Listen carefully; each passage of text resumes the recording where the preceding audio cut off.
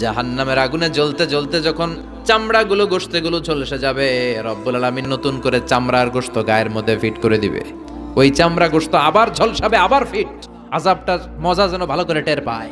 একের পর এক শাস্তি শুরু এবার জাহান্নামে। যারা দুনিয়াতে আত্মহত্যা করছে, ছুরি মারছে, ও খালি ছুরিই মারবে। বিষ খাইছে, খালি বিষ খাবে। যে মেয়েগুলো ওড়নায় গলা পেঁচিয়ে এই আত্মহত্যা, তারা জাহান্নামের রশিতে আর ওড়নায় খালি আত্মহত্যা করতেই থাকবে। যারা স্মার্টফোনের ভিতরে ইন্ডিয়ান নায়িকাদের কোমর দোলানো ডান্স দেখেছে, অশ্লীল ভিডিও দেখেছে, জাহান্নামের গরম শিক চোখের ভেতরে ঢুকিয়ে দেওয়া হবে। যারা মিথ্যা বলতো, ওদেরকে এক লাইন জাহান্নামের ছুরি দিয়ে কুচি কুচি করে জিহ্বাটা কাটা হবে।